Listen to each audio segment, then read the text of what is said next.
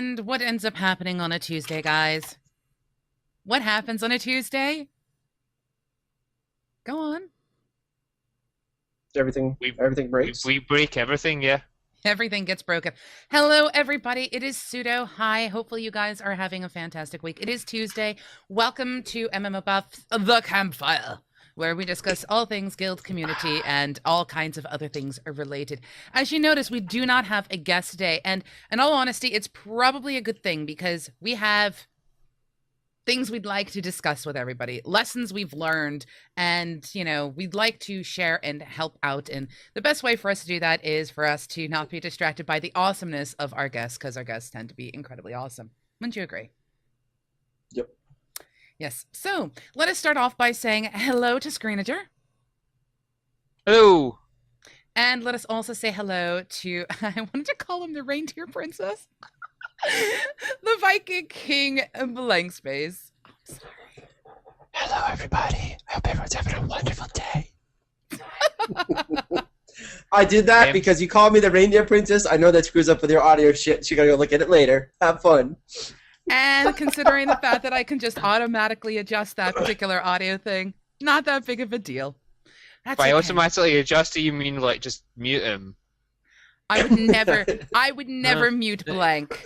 Surely there's a button to well, okay, cut him off. There's minor difference. I would never do that. He's allowed to have his say. After all, America. America! Boop, yeah! Oh dear.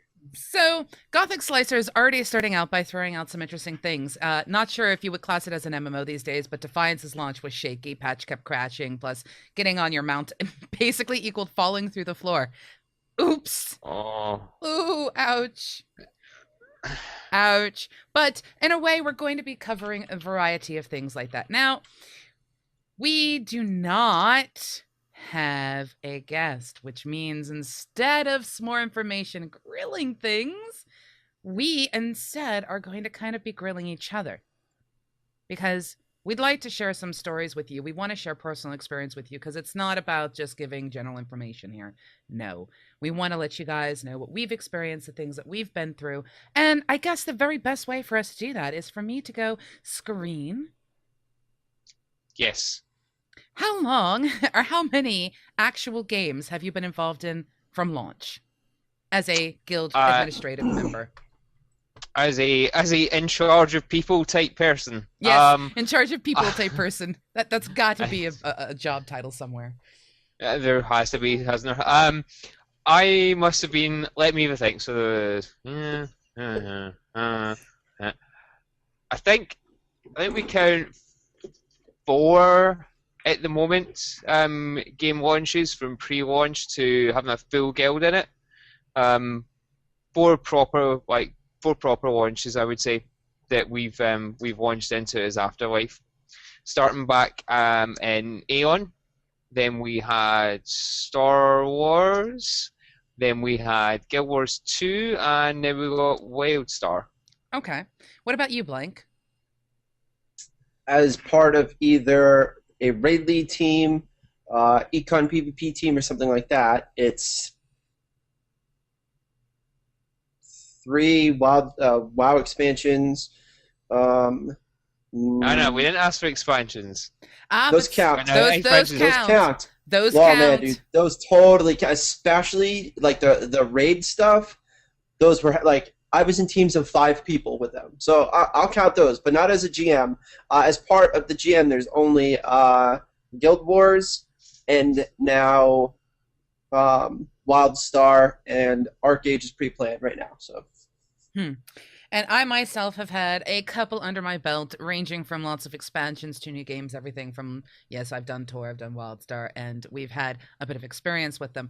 Now, I'm going to go out and I'm going to go first, and I am going to simply state Go Launch is a very dangerous time for a guild.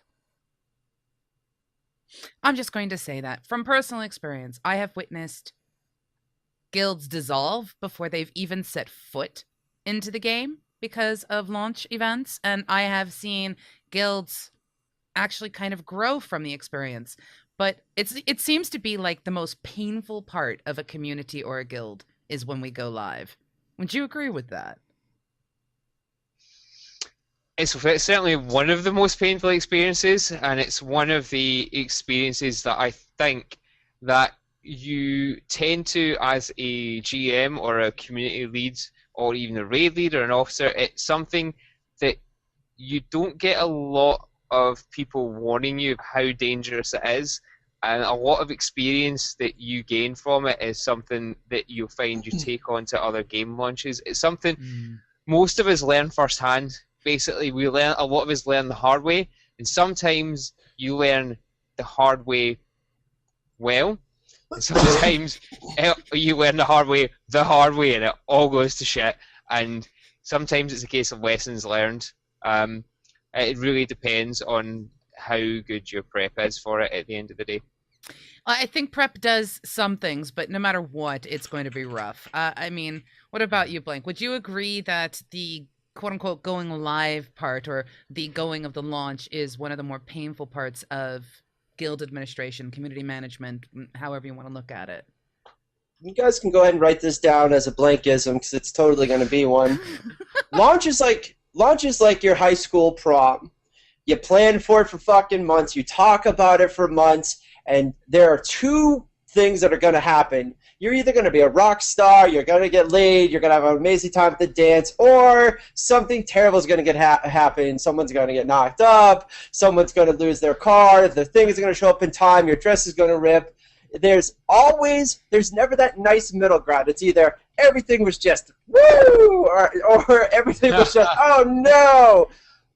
Game launches, especially MMOs, are going to prom. You are going to your high school dance or whatever it is. I don't know what it is in the UK. It's that big thing in high school where you're so pumped and you talk about it forever. And then when it happens, it never seems to just be like, I went to prom and had a nice time. It's always like, oh, it's terrible, this happened or that happened. Or there's that one dude, that one guy who's like, oh man, mine was magical. And you're like, you got in before servitude got up? F you, bro. Dude, seriously, F you. I'm so jealous of you right now. So I don't know what proms you've been a part of, Blank, but my prom was actually okay. So you are one of that percentage of people who went to a dance, had a nice time, and it was just a nice time. You're that person who got in under the queue, who didn't like power level, but enjoyed it and like looked at some of the quests and like you went over here to surprise, had this wonderful time. You weren't that like that happens. One of the guys in my guild was like, "What do you mean I'm in?" And I'm like, "What do you mean you're in?" Oh no, man, I'm in right now. Where are you? Oh, I'm in Ilium. How are you in Ilium already? Like, it's a thing. It happens. Blank Space Rages. Brought to you at 11. Holy cow, does he rage? Well, let me tell you a little bit of a story before we start going really, really into depth as to what I've had to go through for WildStar launch. Now, I've done many launches, like I said in the past, and generally speaking, if you're doing expansions, more times than not, you know that some people are going to stop playing because they may not like the content or they're getting burnt out. Times change, that is a natural evolution. People are already in a game. They already have some characters. A community is already built around a game. So they're not as damaging as the game hasn't come out yet. Now, Tor, in my opinion, did a really good job because we were able to set up rivals and we were able to set up our guild, and they did their best to try to make certain everybody on the guild was on the same server, and they tried to do some kind of balancing of population, etc. And they offered quite a few different servers. Now, this time around, this was a very tough one for me because, as you guys know, I love people, I love community, and I love my guild. I wouldn't be a part of something if I did not love it. That's just how I function.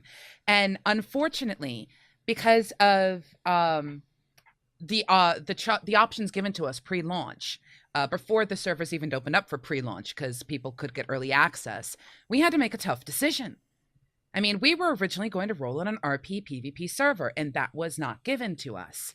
So what do? We have to make a decision, and no matter what decision we make, whether we decide to go RP, PvP, or PvE, we're going to disrupt the balance of what we've been building up to this point.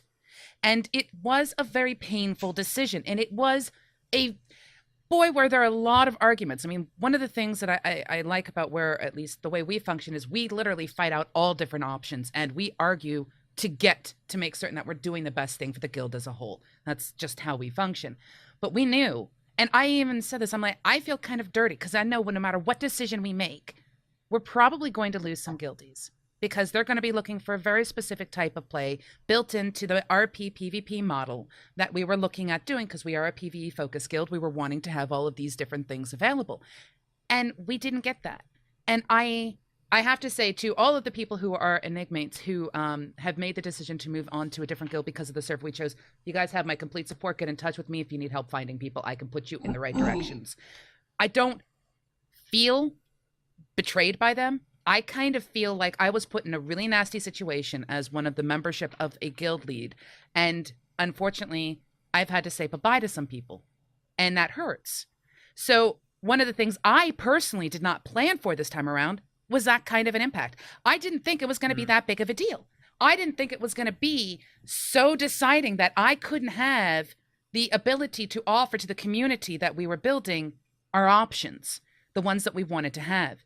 And the fact that it literally came down to, we can't have a combo. We have to pick one of three. And it just sort of was like, ow. And I personally didn't prepare for it. So emotionally, it really smacked me upside the head when we had to go through and make this decision. So I just want people to know, you can't plan for everything. It hurts, but at the same time, my heart goes out to everybody who's actually had to make a decision like that, because there are quite a few communities that were going to be RP PvP. And honestly, no matter what choice you made come launch, you probably found yourself in a situation where you had to say bye-bye to a few people who you have been playing with or chatting with for a couple of months leading up to actual launch. So you have my heart. But yes, I wanted to throw that out there because, yeah, that was a huge lesson learned for me this time around. What Pseudo wanted to do was come straight out of the box on the show, find the elephant in the room, and punch it square in the neck. I wasn't aiming for the neck, but, the thing is, you have to be honest, and we have to be truthful in this show. And I'm not afraid to share my mistakes. I'm not afraid to share the fact that I didn't plan for it on an emotional level. I know that the guild thought it was a possibility, especially when we started getting announcements that they weren't going to have our server type. And we were trying to prep for it. But our guild has been prepping for RP PvP for a year, over a year, since we got the announcements that there was going to be one. But then it was taken away. And we had to learn to adapt. We had to learn to change. The guild is still going strong. It hasn't been too dramatically impacted, but at the same time, you still feel the loss of those members because they wanted a different type of server. And, it's just, yeah, elephant room shopping. Josie, what did you roll on? What did you roll on? We are playing on Eco, which is a PvE server. Okay. What I'll say is having to make that choice is difficult. There are some folks that are hardcore about their open world PvP sort of stuff. Mm-hmm. And I think it was a little bit of planning on your part, because you can never expect the developers to fully push through with what they say they can and can't do until it's there. Yeah. I've always said it. I don't talk about the chocolate cake I'm having at Johnny's birthday party until I'm at Johnny's birthday party eating chocolate cake. Another blank. You can tell me you're going to tell me it's delicious. That's cool, great. But until I have a piece and I'm eating it, I'm not going to bet on it. And I always tell members of my community that you don't, because sometimes a developer has a great idea, they launch it forward, they say it on Twitter, they say it on the forums, and then guess what happens? They don't get another department needs it. Another department nixes it. Somebody else higher up says it can't happen. Yeah. So that's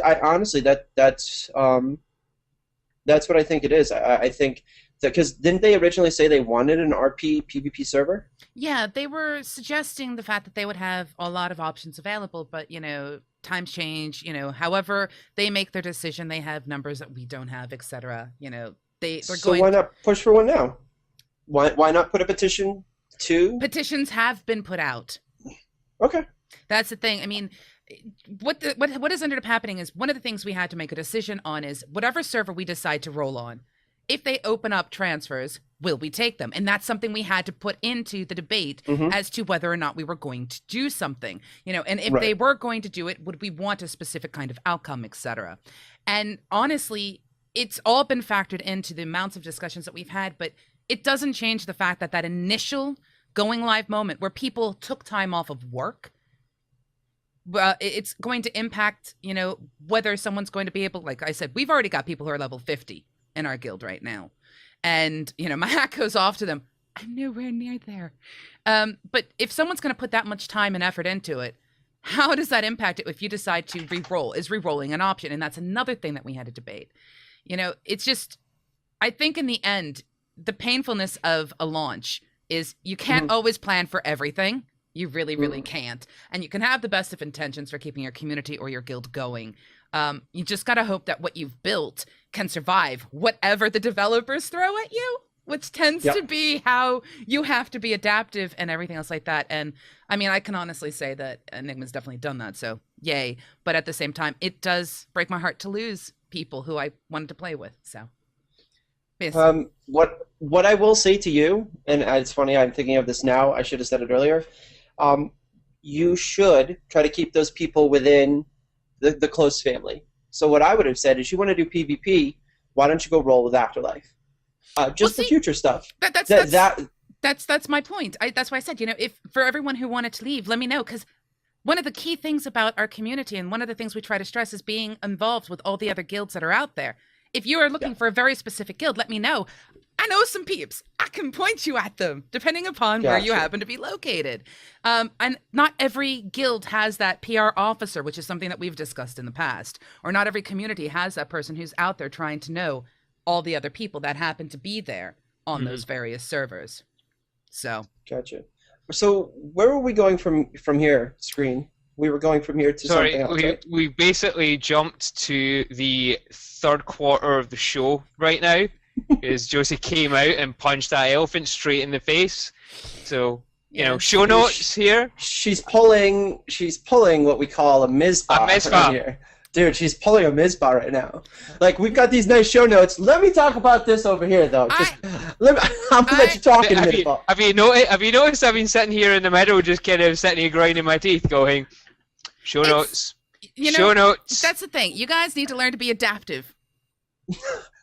When we've got the topic down at the bottom of the goddamn page, it's not adaptive, it's you not reading the notes. Right. Apparently I felt strong enough to actually have a say. So. Then do the notice next week. Right, anyway, moving back. But you took it away from me. You mean I did them at 3 o'clock because they weren't done yet? You said you were going to do them, so I did not do them. Then you didn't even bother following them. Did you? No. Hey, when you two get done with whatever, we can go back to talking about how to survive game lunches, not co-host. Them's fighting words, Screen. Shots fired. So what we were gonna do, guys and girls watching the show, is we were gonna look at going live and things that communities need to be aware of before going live. So one of those things would have been the way that the environment that you're launching into can change, such as the developers can certainly change the structure of your servers that are getting launched, or your communities external to your own guild can change. What I like to focus on initially is how your guilds internally can focus themselves on how they can prepare for a game launch. For example, Josie, what do you think the most important thing that a guild can do internally to prepare for a game launch is going to be? Oh gosh, is that an actual question? You want to know what I think the most important thing is? Well, that's why I asked the question. Okay, because for some reason it didn't sound like a question when you asked it. It sounded like you were going to lead to it, and it could just be your accent. I don't know. But, are we taking shots at the accent here? Are we going that low? It's the only thing I control you with, because I fail at trolling. So yes, it's the only thing I can do. Actually, I'm going to shut up, and the only reason why I'm doing this is because Blank has been too quiet, and I had my soapbox moment. So I'm going to let Blank go on this one. We're talking about. You need to clarify it. Can you Clarify what what you want from me. You want this? What I listen, that was eyes glazed over, just like filtering there. And what I want to know is internally what the most important thing a guild or community can do pre-game launch to be able to survive it. Make sure you have your plans put in place, and then be ready to adapt every moment. So we had leveling groups. We had people that were getting on at this time. We had people that were getting on at that time. That's all fine and wonderful. You need to make sure that the atmosphere is one of adaptation and acceptance. We had leveling groups where people fell off. They couldn't make it. We had myself, I was supposed to go 20 hours in sleep for, because the way the servers went, I went 34 hours in 2, and then I went 16 whatever, and then was done. But that's what you do when you have to adapt to a changing environment. Make sure your peeps know, for those that have goals that they want, not the folks that just want to get on and play and have fun. People that have goals, be willing to adapt and be accepting, and know when people start getting tired, when people start getting grumpy, it's not personal. God, that was the most. We had one person who was like, "Why is everyone being so grumpy?" We're like, "Dude, we've been up for like 20 hours. Shut up. Like, come on. Understand your environment. Like, people are going to get a little grumpy. But as long as you have that mentality and people understand, you'll be fine. And just know that you're going to have to adapt." Literally, we had to adapt on the fly, because one of the ways that we were going to get experience was hot-fixed, changed. Like, a legitimate way to get experience was running PvE content, and it was no longer an option. So we had the wrong buff on, and we screwed ourselves. But we adapted to it instead of letting it be a problem. That is my biggest thing. See, for me, I think communication is incredibly key, and you want to have the foundation for communication in place. I take from both Screenager and also I believe it's Gothic Slicer of Robots Hates Me, or possibly Coolman, one of the many people who are watching, because it scrolled past a little too quick for me on my screen. Guild structure is incredibly important. If you don't have people aware of who's responsible for what, like, who's handling your guild bank? What is going to be allowed in your guild bank? In this particular game, guilds have the ability to purchase things with the guild experience, so they can go up and tier up in their leveling. Do you know what order you're going to be doing that in? Do you know what people want to have? Do you know who you're supposed to turn to if you have a question about X, Y, or Z?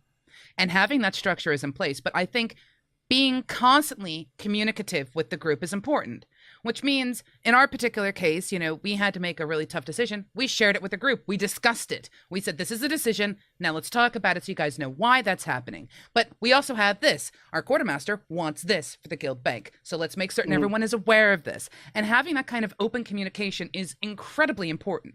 I agree, having tolerance is also important, but those of you masochists who really want to push to the max level and completely destroy yourselves, no need to be grumpy with me. I bring cupcakes. Just saying. Yes. I mean, I think that something that Blank said earlier about goals and adaptation are so incredibly important, and actually something Josie said about communication. Those 3 things are incredibly important before you go on live. The things you build your guild on are a lot of the time are gonna be your goals and what you want to meet. Now, those can be long-term goals and short-term goals. So, for example, your long-term goal is going to be endgame PvP. That's where you're going to want to get to. Say, just plucking that one out of thin air, or competitive PvE raiding. But on launch, you're not going to be looking at launch at your long-term goals. You're going to be looking at your shorter-term goals. So you're going to have to set goals that are shorter-term. So you're going to have goals for your leveling group, like Blank said, or you're going to have more generic goals regarding, say, expectations for members. So you might have a broad sweeping requirement for members, say level X by this time. Or you might have different groups of members that are going to have different expectations set of them. Being clear, like you say, communication about those expectations that you have members are something that's key. The reason being that although you're going to set those goals and those short-term goals, you're also going to want to make sure that people are aware of them, and you're going to be able to change them if the situation requires it to. Like Blank said, like you had specific groups, and obviously expectation of when they were going to, I'm going to guess here, because I haven't spoken to you about it, I'm going to guess that when certain things changed, because you had a very specific way, you knew how you were going to get certain members to a certain level in an approximate time. When that changed, your expectation as to when they would have met that that level may have had some flex in it because you had some sort of change. Now, whether you had to sit down with people and talk to them about that, or whether you just could drop on TeamSpeak and go, right, we know that's changed, we'll just see how it goes, keep trying to your best to keep to the original plan. Yep. I don't necessarily know, but it's a different ways of handling that are available, but at the end of the day, you still had those plans in place, so people still had goals to shoot for, and therefore everyone's got everything out in the open, it's nice and clear. But that's, again, where Josie says communication is key, and that's going to come on to something that I would say is something you need to be aware of. As a guild lead or a guild officer, you don't necessarily need to, but it is always, it's good advice to make yourself as available as possible. Yes. During launch all the time. I.e., you'll find most large guilds have either an officer or a lead who basically blocks off time off work. I'm not saying take time off work for a game launch if it doesn't suit you, but you'll find a lot of large guilds will have either an officer or a raid lead or a guild lead, or the whole team will take time off work, take time off life, book time off so they're available for big portions of that game launch, because having someone there to be able to take decisions or communicate information to guild members that may or may not be on the ball is hugely important, especially when things go wrong. Think of them like your ops team, because things do go wrong and you need someone to react to that. So having a team available to help your guilds when things go wrong is hugely important. I could not agree more with that. I mean, I know for one particular direction we've taken, at least within our community, is, you know, we usually have a meeting every 2 weeks with the council, the people in charge.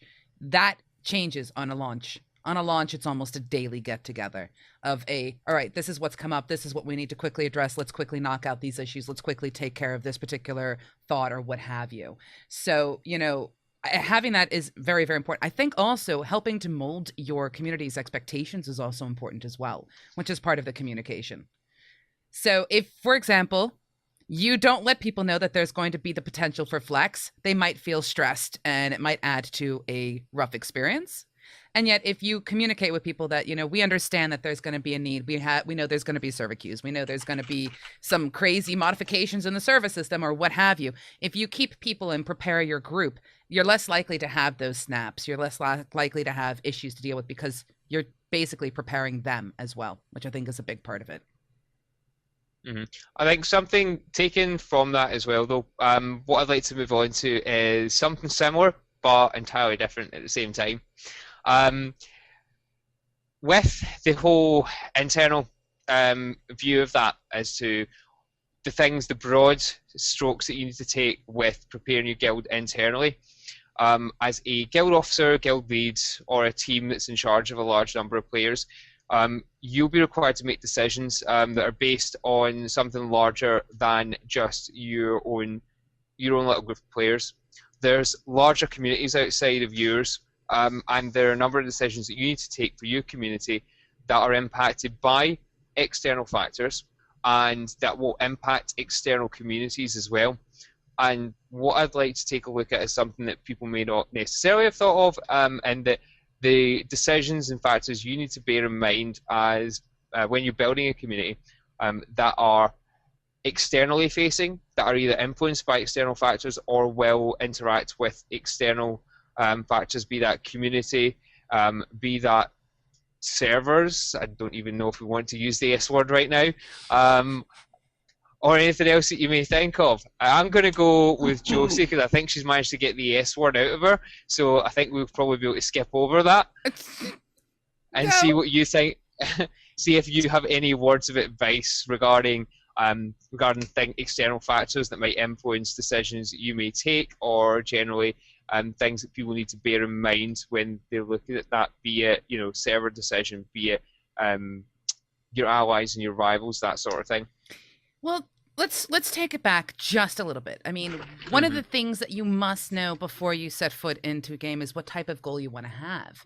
I mean, if your goal is to be the PvP dominating, kill everybody on site kind of a guild, you know, you've got to be able to cater to that. You've got to be able to offer that to your members. If your membership or your goal is to just have amazing RP events, you know, you've got to make certain you kind of cater for that. If your goal is to be that world first end game raider, you need to make certain that you prepare for that. And if your goal is to just go in and have fun, you also need to prepare for that as well. You need to have your goals defined.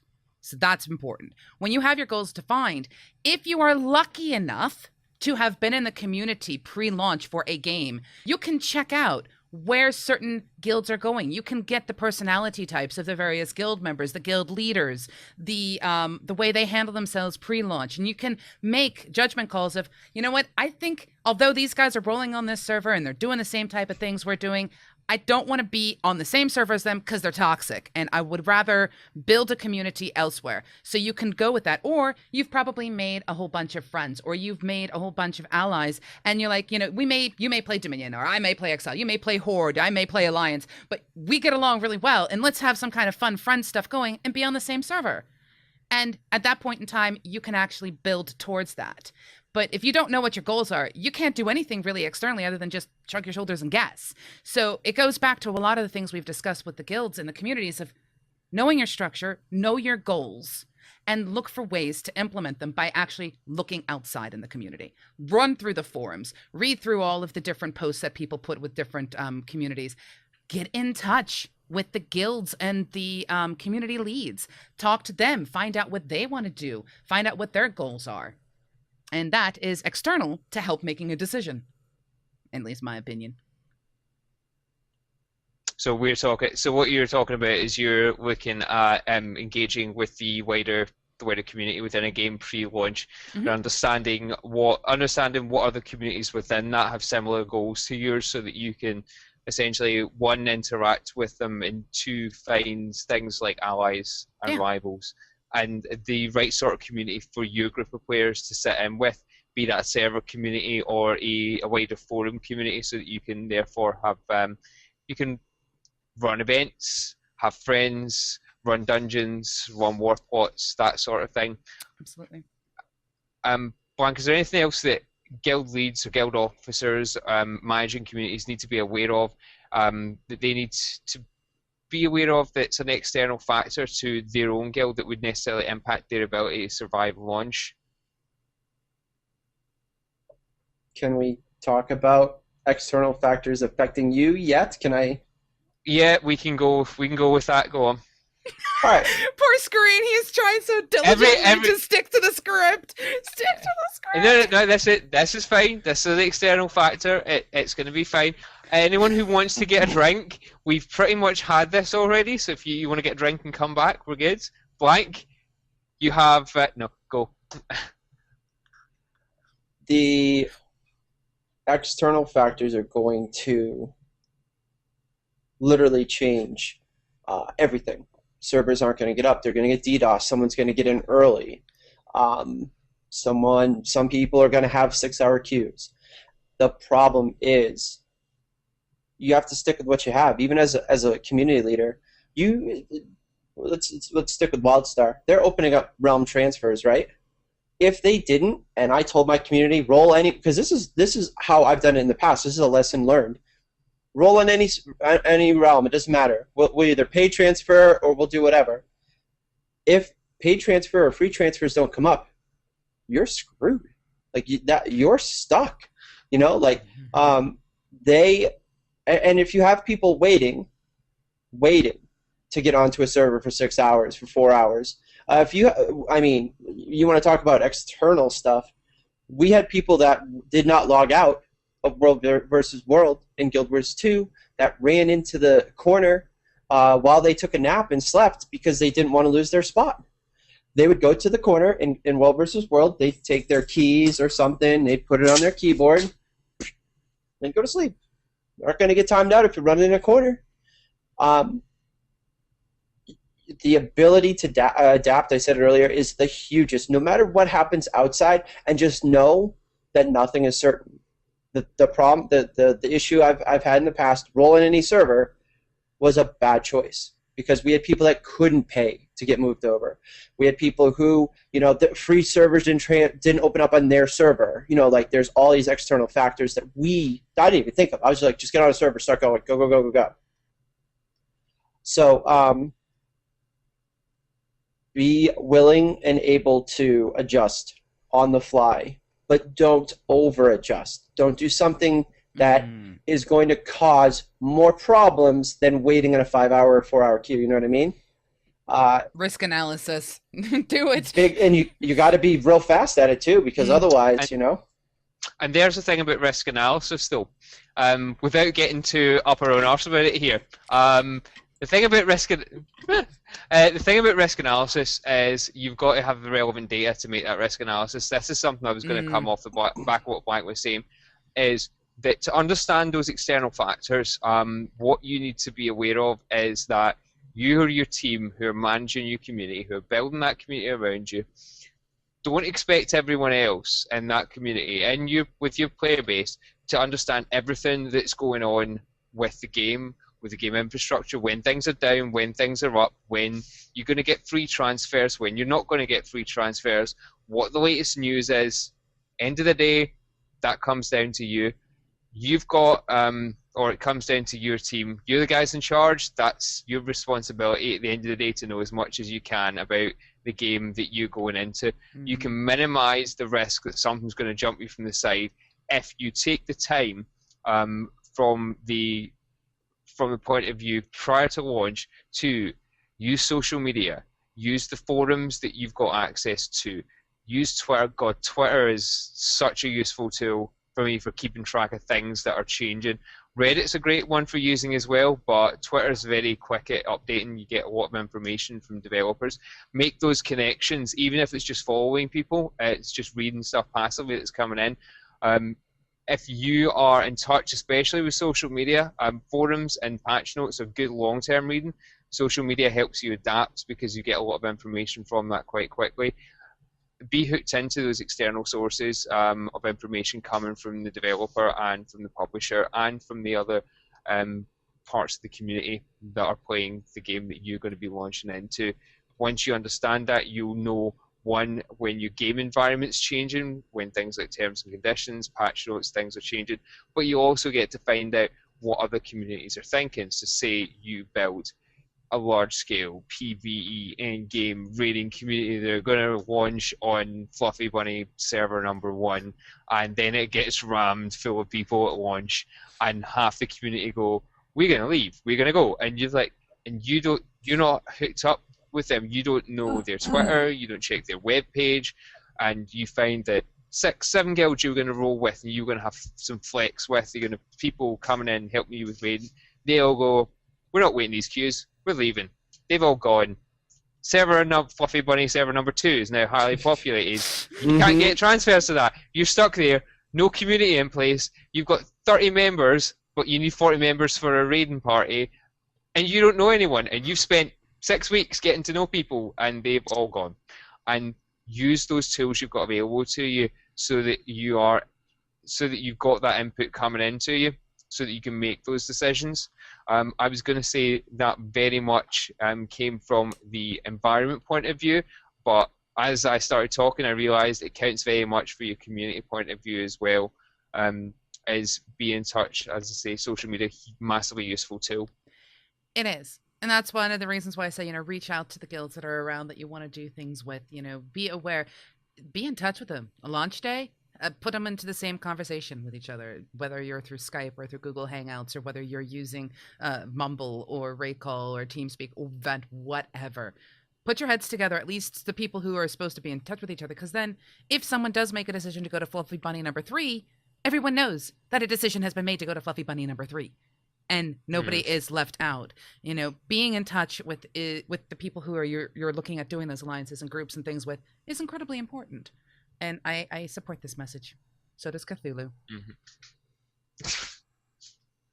Well, that's great to know that Cthulhu supports that message. And this brings me to the thing that I was going to say about external factors, because I was going to take off launch off from what Blank said, but what I was going to say initially about external factors is take a balanced view. There are a number of external factors you need to be aware of, and you've both made good points about them.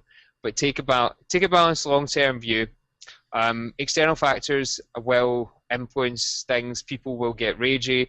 People will get disconnected. There'll be problems. Things will happen at launch, and it will cause issues both internally and externally within communities. But take a balanced long-term view, because at the end of the day, you're in it for the long haul. You're in it for years, hopefully, instead of weeks. And understand that any action you take is going to potentially influence you long term. So be aware of that when you're taking these inputs in hand when you're making these decisions. I think what we were going to do from that is we were going to look at situations where it does all go wrong, when players don't meet their goals, when things become harder than you expect, when server Fluffy Bunny number 1, 2, and 3 get full and half your community wants to leave to another server.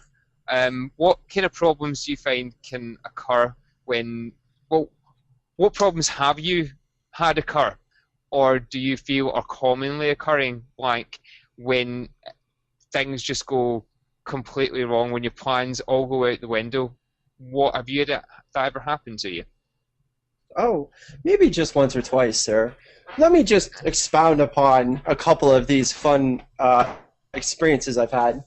A fun little game called World of Warcraft Burning Crusade. For those of you who played that at launch, I drove to my local nerdery, was first in line to get my copy of the game. I had picked it up as soon as the door opened, drove home, going much faster than I should.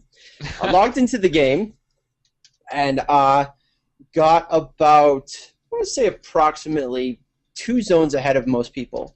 Before, it felt like I was in like a cartoony 50s movie, where just things started to shudder and shake, and everything went to crap.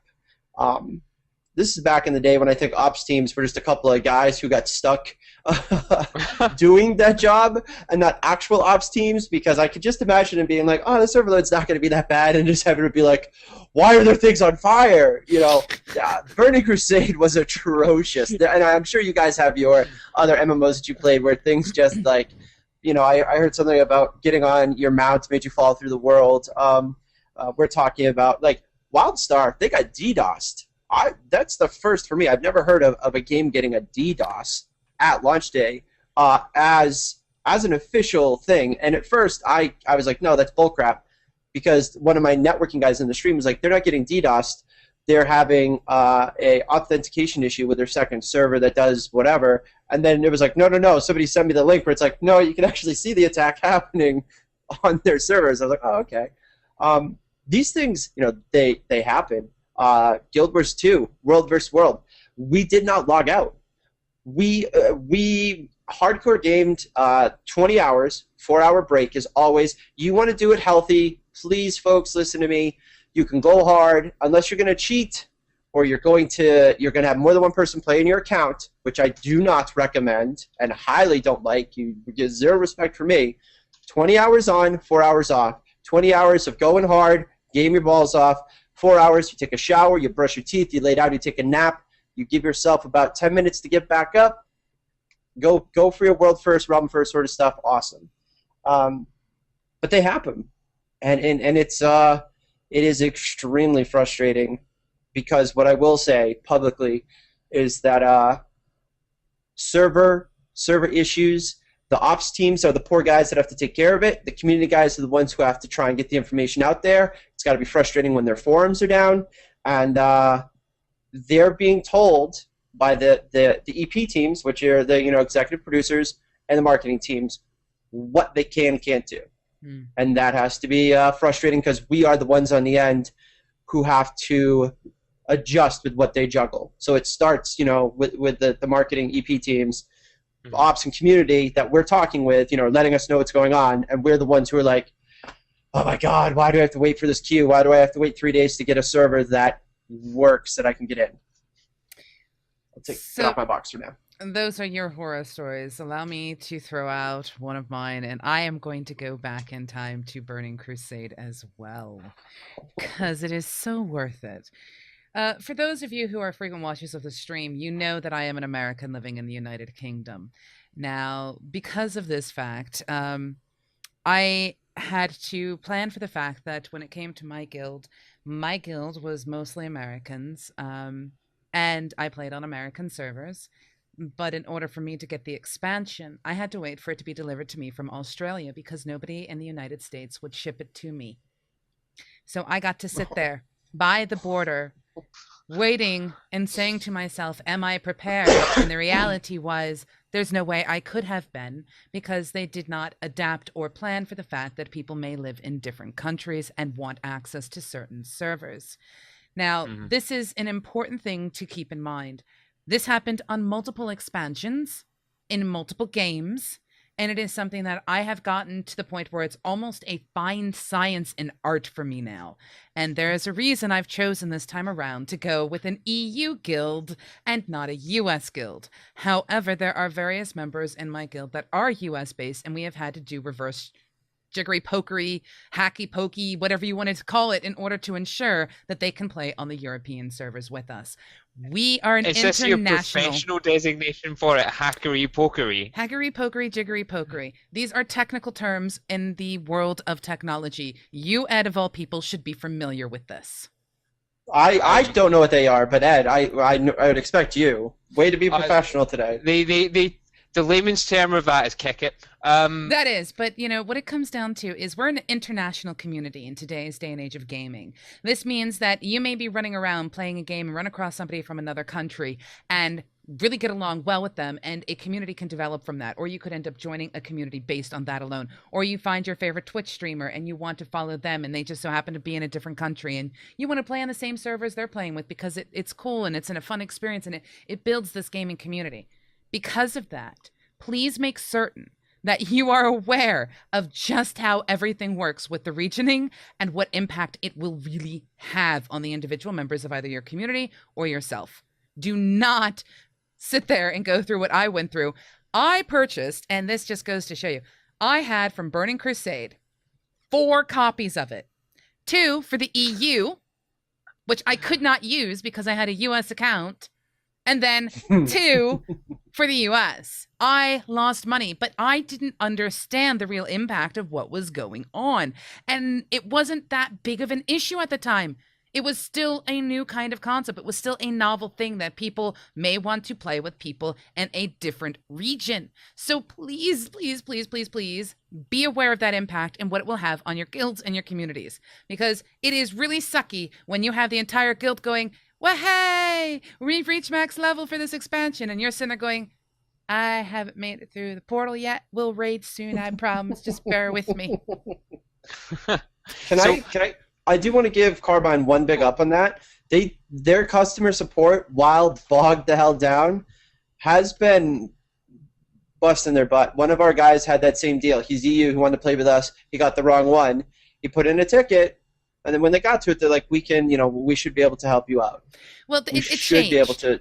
It changed. Before they did, the way it worked was pre-name registration, which is where things started getting locked down hardcore. If you contacted them and you said, I have an EU code or I have an NA code and I want to apply it to the opposing region, they would send you an email and say, here's the deal. In order for this to occur, we have to do a one-time migration of your account. It cannot be undone. And if you're in the United States, you're no longer going to go to the store and see US dollars. You're going to go to the store and everything is going to be priced in euros. If you are going from, the EU side of things to America, you're going to see and you're back. Well, welcome back. Maybe instead. Launch us up. Oi, we're back. Anyway. Hey. Anyway, let me just I can't finish do my the statement. Cockney accent like Blank. Blank doesn't do a Cockney accent. He totally does. No, he doesn't. But then once though they said. Okay, that's what they said to me. So anyway, Carbine intervention. anyway, no. What they said was the fact that we can have this one-time transfer for you. It's going to impact your actual account for NCSoft. Once the name changes came about, they couldn't do that anymore, or the name registration. I don't want to talk about it. So I don't want to talk about this anymore. I want to talk about something else right now. What I'd like to do is just quickly skip back a little bit on what Josie was saying about understanding your region variations on particular copies, and how she had issues with that and how it left her lower level than the rest of the guild. How did you particularly get over that problem, being kind of out the leveling curve because of those problems? Because so many people face that. How did your guild manage having people that were miles out of the leveling curve like that? What we ended up doing, at least for Burning Crusade, is we were lucky that I was not the raid officer, I was the guild leader. So the raid officer was able to make it through, and they were able to start getting things structured and allowing people to do the things that needed to be done in order to accomplish the goals that we had set. And the upcoming expansions, I planned hella in advance in order to ensure that people knew that I might be out of commission, to the point where people in guild bought me copies in the United States, gave me the keys, because they started allowing this digital implementation of things, and it just made it so much easier. And I would just pay them and say, thank you for buying it for me. I won't have the box in my hand, but at least I can play with you guys on bloody launch day. Yeah, and leveling's particularly an issue that a lot of guild leads, guild officers face with players. Obviously, leveling is quite a core aspect of setting expectations within communities, especially when you've got goals. So I think it's fair to ask Blank, what do you tend to do when something completely hits you from left side and leveling kind of goes out the window for some people? How do you handle that? Make sure to go back for some folks. That depending on your organization, that helps with morale, because some folks can get really upset. I'm going to give a shout out to somebody. Should have been medic server first for us. To Baden. He was the guy who got in before queues, before like anything. He was 2.5 hours ahead of.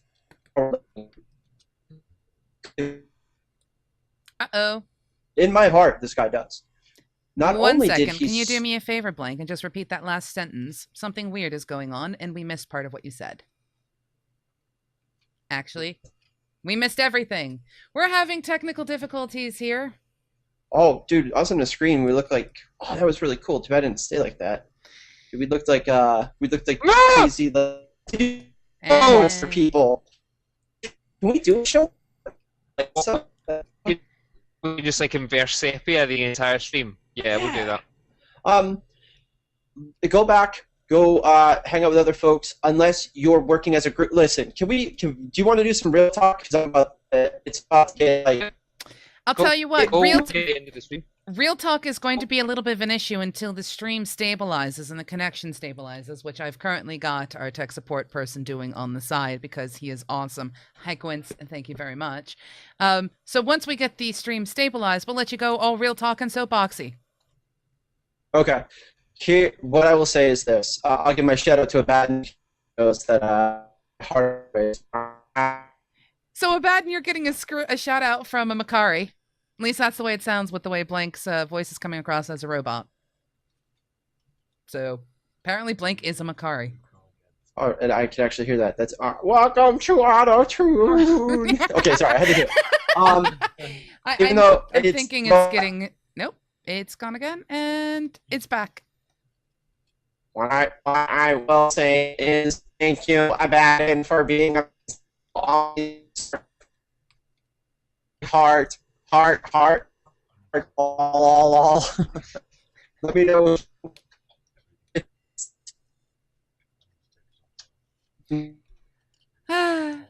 We will be right back. We will be, literally, right back.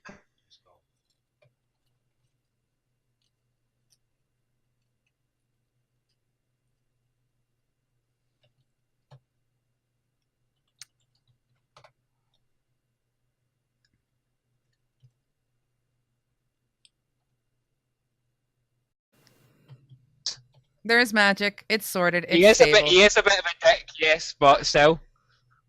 And that has gone out live over the stream. Nicely done. No warning. Yeah.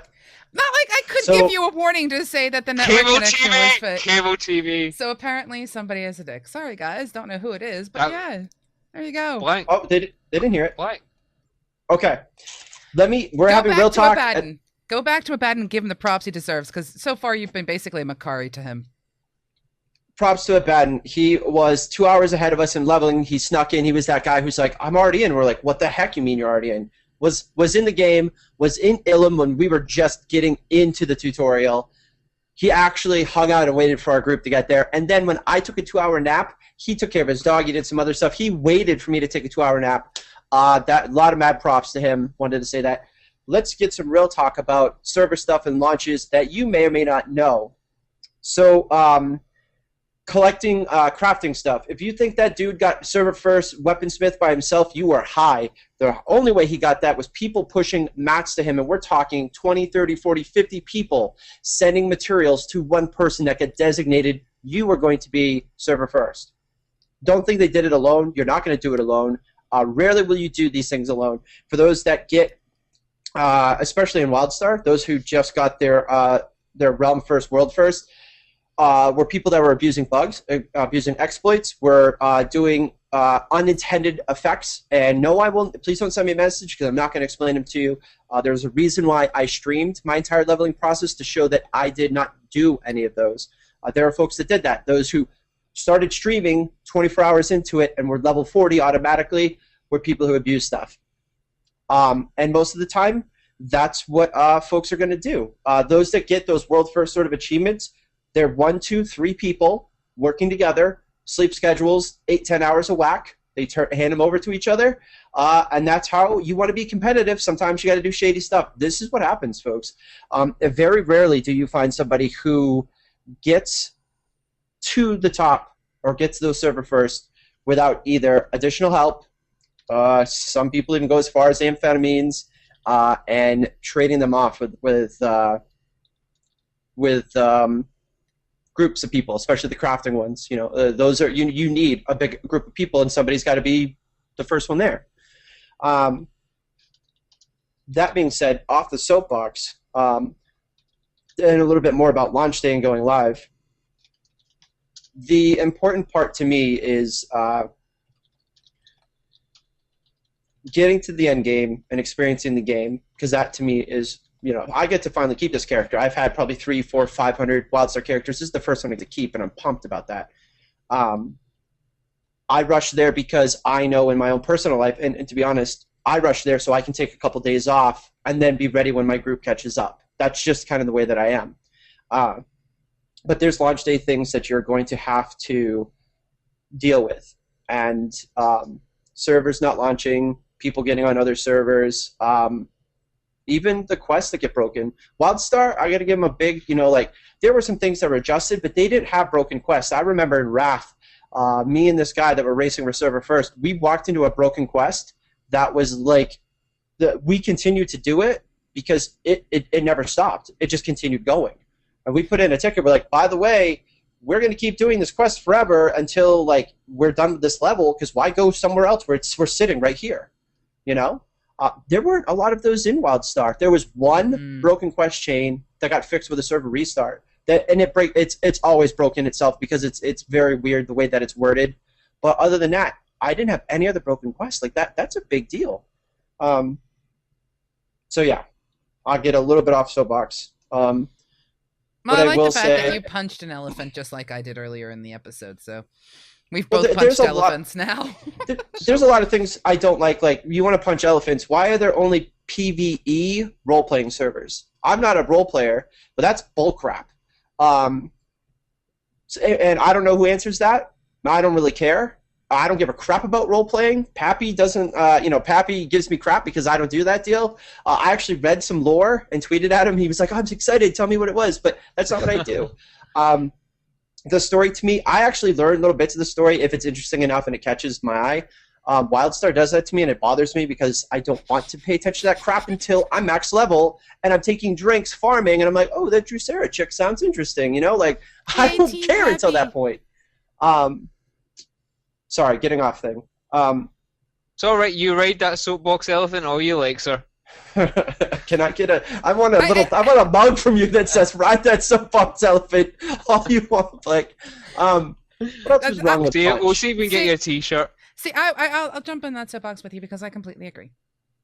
So yeah, and it's part of my. I like the fact that Gaffney said that they're going to track down those who exploited. I want to, and here's the thing: don't give us some bullshit hidden like back end punishment. Kill the account, make them pay for another account if they want to play. Because from what I've heard, there's a couple of European guilds that rushed and exploited their balls off, who have level 50s. You ought to take it from them, and don't give them a clean slate. Don't take the character. No, they want to do it again. Make them pay for a brand new account. Because that's bullcrap. And especially, and I can't confirm this, but if they are guilds, especially established, ones who didn't report this stuff, you should be ashamed. I have no confirmation. I can't confirm it, because if I could, I wouldn't blast them on here. I would go on my own stream. Shut up, Abaddon. Don't read chat. But there are people who... there is nothing wrong with being competitive. In my past, I have... taking amphetamines while rushing to server first. I didn't do it with other people though, because to me, I've got some pride. You know, other people are like, "Dude, I'll play on your account." I'm like, "No, you won't." I have no problem with logging into Ed's account because he can't log in because he's at work to make his character. If there's no character reservation, that's fine. To me, ethically, I'm cool with that. But I'm not going to do something for somebody else on somebody else's account. That's bullcrap. And when people do that, not just I would be okay if people didn't exploit the game, and if like 3 bros, it's expected. When 3 bros from I don't know, let's pick a random guild name out here. I don't know. Fluffy Bunny? No, yeah, Fluffy Bunny's a good one. Guild Fluffy Bunny has 3 guys, 4 guys who do 8-hour sessions on an account, and there's no IP. You know, that's fine. Like that. If there's no way for the developer to smack them, okay, cool. Like they worked into grouping together. I'm almost okay with that. When people exploit things, it makes me a little angry. Makes me even more angry when they knew about them and didn't report them. Because in my lifetime, I've probably spent over a year, if not more, just typing in bug reports or sitting in TeamSpeaks with developers. Hey, bro, this is broken. This is absolutely like. This has to be changed. I've actually talked to one of the developers whose job it is to go and find these things. He looks at the leveling curves. He looks at how fast he's the one who's going to find these people and look at their XP logs and find out what they did and then fix it. I've talked to him before and been like, hey, by the way, right before this area, I'm even afraid to say it because in case it didn't get patched in this area, there's this quest. It does this. You can do it over and over, and the XP per level, is this fast. It needs to be toned down. Okay, thanks. If you know about this stuff and you don't report it, man, that stuff makes me mad. Right. Now let's segue back a little bit to the leveling thing, because we're still vaguely connected to the leveling thing. The leveling, you can find that there's a number of factors that affect how people feel within communities that are based on leveling. And what we did is we asked about situations you've had where people don't meet the leveling curve. What I'd like to focus on is somewhat how you manage that, how you manage your players within your community when either they don't meet the current leveling curve, whether your entire leveling curve is thrown out the window, or you find that your guilds in general aren't meeting the leveling curve of the rest of the server, say, or other communities that are, say, not playing the game as intended. That can cause a lot of people to have certain feelings about either being in the community, or it can make them feel. It can certainly make them feel, for example, if you've got players that aren't meeting the leveling curve, because say for example, you have let's take the current Hazak server as an example, and what I've been through, because that's going to be the most pertinent at the moment. So we had a bunch of players that got in and stayed in on Saturday with no issues. We had a bunch of players who got disconnected, had a few hours in, got disconnected, had to wait all day to get back on near midnight. We had some players that didn't get on at all. What this has done over the last few days, and it is only a few days, but what it's done is it's split our leveling curve. So we had expectations of how people were going to level. We were going to wait for we had a plan where we were going to wait for a natural leveling curve to establish, and then start pulling leveling groups together rather than pre-establish them based on time spent, because people weren't comfortable with committing. So that's one way of establishing your leveling groups. You can do it beforehand, or you can do it as natural leveling curve progresses. What happened though was, because some people got in and got all of Saturday and powered through, and a lot of people got disconnected after 2 hours or didn't get in at all, is we've got about a 10 level gap now between players, minimum 10 level gap.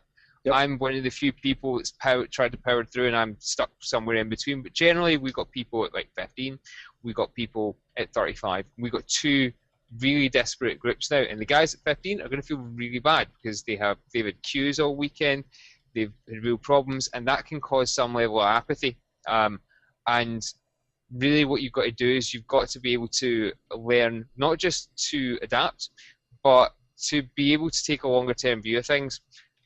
This is only 3 or 4 days. I've made sure I've been on a lot. I've spoken to the people that aren't necessarily leveled very highly right now. Mm-hmm. They know that long term they've got to meet a certain goal. That goal took account of the fact that we weren't going to necessarily have the full head start. So our 2 week goal for leveling starts on launch day. It didn't start a head start. That was put to one side because we knew we'd have to have some flex. So we built in the ability to adapt. We're now going to take a look at this 1 week in. We're going to see how the leveling curve's looking after 1 week, because we know the queues might die down. But bearing in mind that it's the week as well, the queues for Hazak.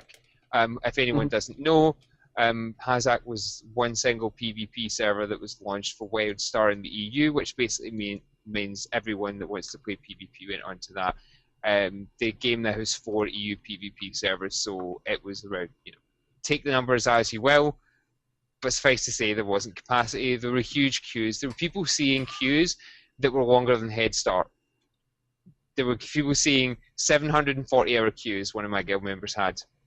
So that's the kind of queues people were looking at. I want to throw out there, I want to throw out there in that particular respect, there are certain things to keep in mind with the timing. There were people who saw queues of that and then were in 15 minutes later. Let's not nitpick about this. But be blunt about it. Let's not nitpick about this. The point is, one server there were queues and it impacted our leveling process. And what we've done is we built in flex for that in the first place. We've taken a look at it and we're communicating with people. We're trying to take an open and adaptable point of view for that, and that's something you have to do with leveling curves when a game launches, is be adaptable and communicate with people. If at the end of that, yes, I'm just throwing this out there, but just if for those that are watching, get a telephone chart. It's old school. Telephone tree, whatever you want. Where it's I'm embarrassed because there are 2 different things to me in my brain, so I just wanted telephone tree. Seriously, if I just want to throw this out there, if you're a GM or somebody and you're looking for how do I deal with this, get yourself a tree where somebody who wants to stay up or who's gotten a lot of sleep or has time off, we're going to put you in the tree. Okay, you're at the top. You're going to stay awake. We're going to go to sleep. These people are going to call these people. These people are the PvP folks who need to get in. These are the folks who just want to get up and set it up. It's really that easy where you can make a very quick, you've got a 4-hour queue. All right, we're all going to queue up now. I'm going to call you if I pop in. If I pop in, you must be nearby, and then you call down the chart, and then people can check. They can go rest, they can eat, they can do whatever. If you're a new GM, use this skill. It's amazing. It's how I was able to sleep for 2 hours, know when the server was up. I got called like 10 times, put the phone in my face, get back and keep leveling. And it was my job to call one other person. Hey, server's back up. Let's go. Get back in and start rocking out. It's definitely a way to counter something you can do nothing about. Yeah. Queue times are definitely going to be a problem no matter what you do when it comes to a launch, but the methodology depends on your goal. For example, we have people in my particular community who are like, I'm going to just take my time. slow and steady. Gonna level. If I get in, I get in. If I don't, I have games I can play on the side. But other than that, I'm sitting here talking to my guild on a voice comms and enjoying listening to everybody tell jokes or discuss the latest news while we're waiting for the server queue to unlock. And it was actually a very big community building exercise because everybody was there. Everyone was there. And when people then decided, hey, we're now got a group, we're going to go do dungeons, they could break off and, do sub channels or what have you to make things easier. But your goal will impact that. If you need the phone tree, by all means, use it. But if you're not one of those people who's trying to get server firsts and you're not trying to push out and get to max level ASAP, don't be afraid to use that time to just hang out and go, lol, I'm in a queue. Okay, so who wants to play Soulforge with me? Who would like to play Hearthstone with me while I wait? Who wants to, go play this game while we wait? Oh, queue's up? Cool, let's go play together now. Use it as a way to build the relationships between the people who are there. And how you, as admin of your community or guild, handles that, it is going to impact everybody. If you sit there and you get frustrated and you start going, this is horrible, oh my God, the world is ending, your guild's going to pick up on that, your community's going to pick up on that, and they're going to follow suit. Because not everybody, I'm not saying that everyone's a sheep, but there is a natural inclination to follow the leader in your community. So make certain that you keep yourself, refreshed and have a happy attitude, sort of. Yeah, it's okay to get grumpy because blank gets really grumpy. So does Screen. What is it? Is it the PvP thing? Do you guys just naturally get grumpy? Yeah. Is that why you PvP? It's actually, in all honesty, it's the competitive nature on it. I feel it's really hard for me to be able to step back and go, I'm not gonna stay up for 3 days straight because like the server queues really screw you over from a PvP guild perspective because you're like, right, want to get endgame, want to get PvP, and it's because as soon as you hit endgame, you don't need to wait till next week or whatever to get any freaking attunement or any of that rubbish. You just straight out there trying to gank someone or get into the arenas straight away. You just queue and go once you hit 50. And it's really frustrating for that, having to know that you can't get to that. Bro, there's nobody to arena right now. You go in a queue, you're by yourself. There's no one to go into a battleground with. We saw like 2 people last night. We were running around because I'm not going to spoil it, but we got to like the last place in WildStar where you see other people, you do World PvP. We're like, there's like 1 dude here. We brought the biggest party of folks here. Like, where is everybody? It was so bad. Sorry, I had to That's all right. So, but again, back to the level and how that has an impact. How these things come out of nowhere can have an impact on that for you. Something that the audience have to bear in mind is that when you obviously got to manage these things that come out of nowhere, especially when it comes to level, because that's a big deal at launch. Close into your post-launch, you have to then start deciding what you do with people that don't meet that level and expectation, and that's something that we'll probably look at in the next show when we go into post-launch. Yes, we'll go into post-launch and discipline. Mm-hmm. I think at that stage, since we're reaching the natural kind of endpoint there, it's probably worth moving off of this because we've run a little late as it is. We have. I mean, that's okay because, in all honesty, people can enjoy it while they're sitting in queue.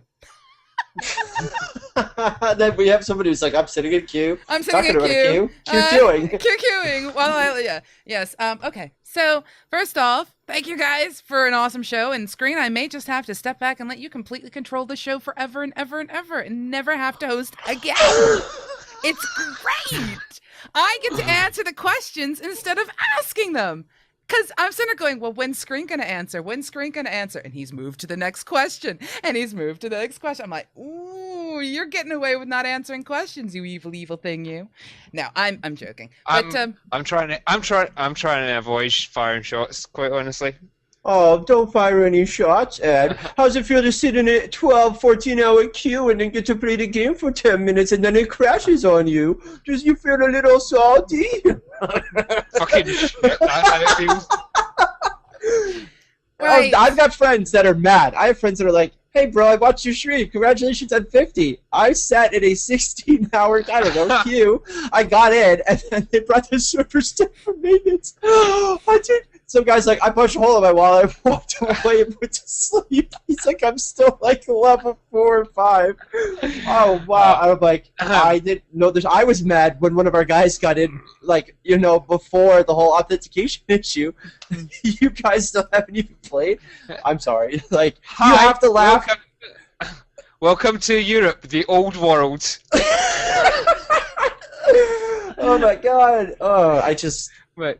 You know, I just have to simply say this has gone from being your typical campfire to being group therapy for the three of us having just survived a launch of a game.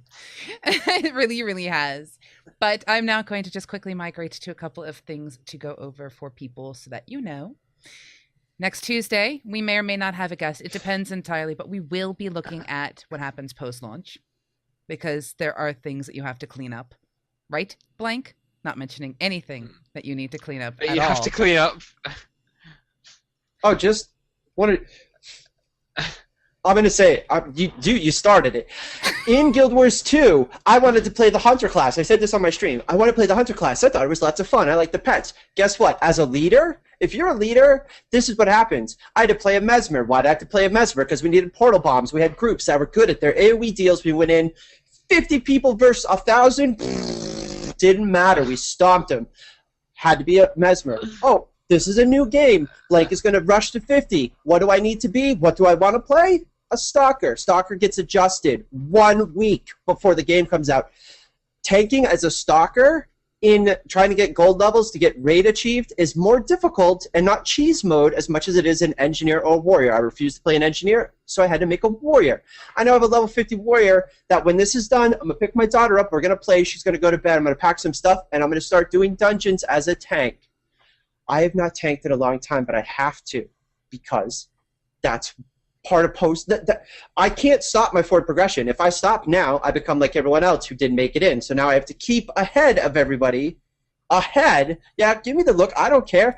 I have to keep ahead. So if I start right now, tonight, and I start doing those veterans, or actually the dungeons and working towards veterans and golden modes, and keeping my other gems up, I will stay ahead. Even if we get into raids and, you know, we're not quite raid ready, I will be ready. Welcome to being a leader. We will get into all of this and more next week. Right, so tomorrow we have the Blizzard forecast, which has blank space again, soapboxing, except this time instead of about communities or WildStar, you'll be soapboxing about Blizzard, because that's what he does. He will be joined along with Ms. Parv from Young's Cast, Hearth Trolden, who is also getting heavy into a lot of the Hearthstone things as well, along with myself and Marsh as we have the top draw part in Blizzard forecast. Thursdays, game development, the data mine at 1 p.m. British time. Not exactly certain if we're going to have a guest or not this week because we have quite a few things we're trying to balance out because we have a couple of guests who want to be on, and it's scheduling. It's a difficult thing, isn't it, Ed? And as it may be, sorry, was that shots fired? Is that shots fired? No, yes. Maybe. Okay, fair enough. Anyway, but the data mine, we are digging further into game development with game developers. Again, in that particular case, it's more along the group therapy and advice from game developers for game developers. So if you have questions you want us to tackle, let us know. Friday, we go into Cosmotronics post-mortem of WildStar's launch event. I can't wait to see how Gazi, Kai, and Mizpah respond to some of the things that people may say about WildStar. Wow. Then Saturday, we have our next episode about Battle for Gia, and we have some codes to give away to give people free ingots for people who are interesting. And then on Monday, Ms. and I are back to argue and basically beat each other up in debates. And then next Tuesday, I'm back joined by these absolutely lovely individuals. And as much as we may joke and as much as we may tease each other, I absolutely love these guys. They make my Tuesday nights. We'll be back, and by next week we will have we will evolve from the soapbox elephant to the giant soapbox robot, which Blank will be riding with a Viking. Riding my elephant robot.